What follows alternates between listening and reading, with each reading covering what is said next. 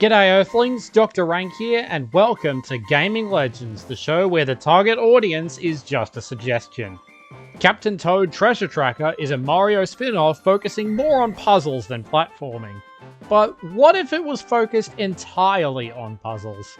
Can you beat Captain Toad Treasure Tracker without jumping? Unfortunately, there isn't a jump counter in this game, so we'll have to define what a jump is ourselves. Most Mario games use the A and B buttons for jumping, so pressing either of those buttons during gameplay is banned. Anything else is fair game. Without further ado, let the run begin! The first level, Plucky Pass Beginnings, presents a problem immediately. In order to reach the star, we need to get up this ledge. Since Toad doesn't have any native jump replacements, we just have to hope we get some favourable terrain. There is a lever we can pull to raise the platform, but notice the button prompt. Trying to pull this lever with the A button runs the risk of jumping accidentally, threatening the entire run. Fortunately, the Y button is fully capable of interacting with such objects, and since the Y button has never, ever been used for jumping in the entire history of video games, we can just use that instead. This makes the first star a breeze. Walleye Tumble Temple is super simple. Just take a short walk across the bridge and keep your legs straight! Okay, so getting sent to the bottom of the level isn't exactly ideal. But luckily, there's a set of stairs at the back of the level we can use to get back up. The next couple levels rely on these touchstones, which we can use to climb up to the star. Double Cherry Palace might seem more complex with 2 toads to manage, but most of the level progress is done by falling, though sadly not with style. Spinwheel Library doesn't look promising at first, but we can rotate this section of the ground to make a staircase leading to the ladder. Minecart Tunnel Throwdown is an on-rails shooter level, and while the game says to throw turnips with the A button, you can also use either Y or ZR. I was a bit concerned about exiting the minecart, but turns out its floor is spring-loaded. At this point, we unlock the page for the King of Pyropuff Peak, but we need to collect a few more gems before we can play it. I sense this is going to be a running theme throughout the game, so we'll be making an active effort to hunt them down. Pyropuff Peak itself is traversed primarily with ladders, with the only real threat being Dragonon's Flame Breath. Since we can't jump over it, we just have to take advantage of the cover provided by the level geometry. Once we climb the final ladder, we can give Dragonon a headache and move on. Piranha Creeper Cove has a brief underwater section, and swimming upwards legally counts as a jump.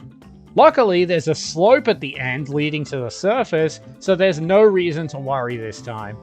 Turnip Cannon Jungle is much more ledge-based and forces us to drop down to the bottom layer to use the cannon. So it's quite fortunate that there are so many ladders here. Actually, there seem to be a lot of ladders and slopes in these levels. Quite a strange design philosophy for a platformer. Oh well. Dodgy Doors at Boo Mansion decides to mix up the formula a bit. The level's main gimmick is these doors that teleport you every which way, several of which are attached to touchstones. All we have to do is find the one that leads to the roof and we're golden. Drop Road Dash is mostly straightforward, though gem number 3 takes a bit of effort. The only way to reach it is to throw a turnip at it, and the donut blocks don't make that easy. I actually died the first time I tried it. I didn't think it was possible either, but here we are. I managed to grab it on the second try though. Blizzard of the Star Express has its star tantalizingly close to the start, but no! We have to go all the way to the front of the train and sneak through the carriages. But with that level cleared, we can make it to Wingo's Watchtower. There's plenty of levers and ladders here, but the periodic gusts of wind from Wingo make it much more difficult to stay up for very long. Once we reach the pipe cannon, we can get fired straight to the boss arena. Most Mario bosses can be attacked by jumping on them, but we can fight Wingo by grabbing the giant turnips she summons and using them against her. With Wingo succumbing to all known laws of aviation, we get to yank Toadette out of the vault, bank the final star, and roll the credits. The Captain Toad jumpless run is officially conquered!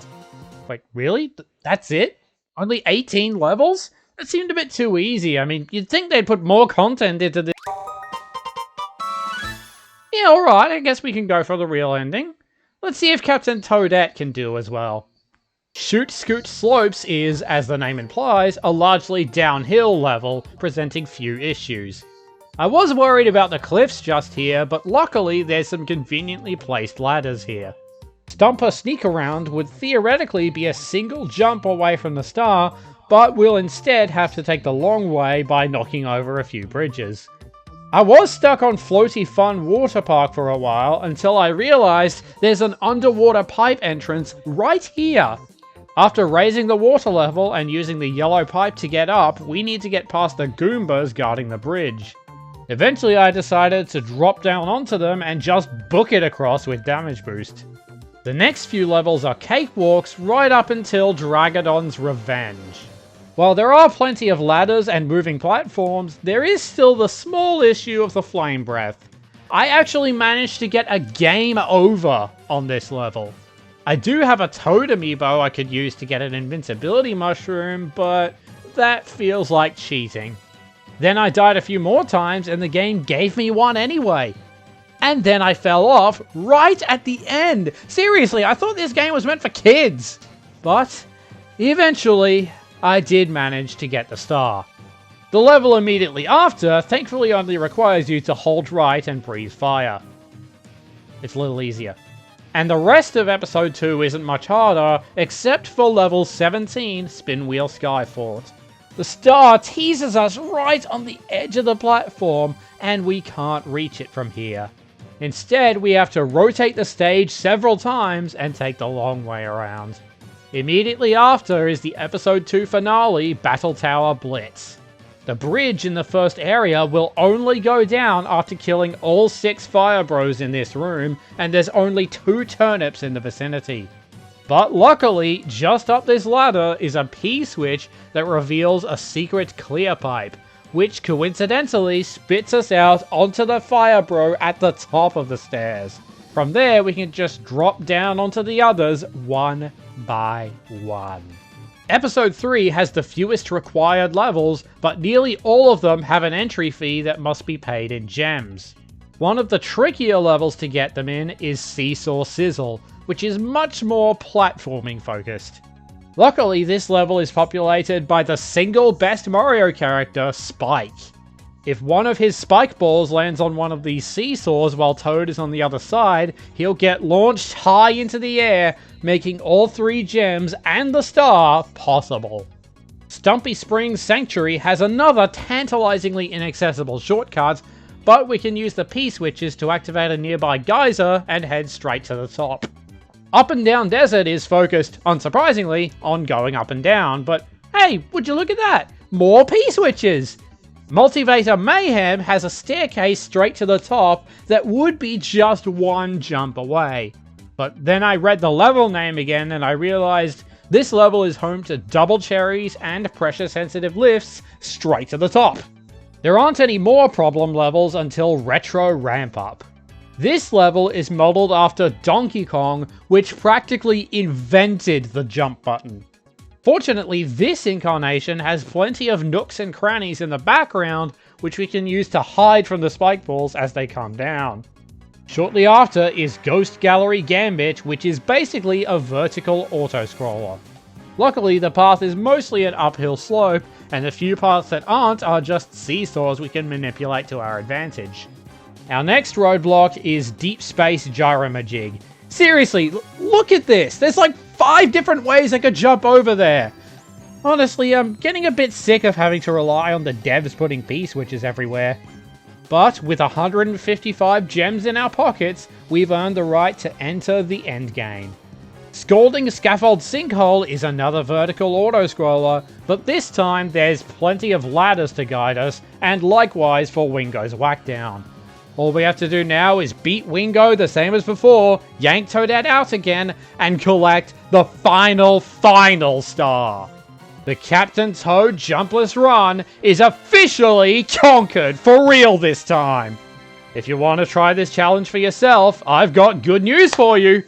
Every single person who owns this game already has. I just tricked 3.18 million people into doing a challenge run without even realizing it. Happy April Fools, everyone. See you down under.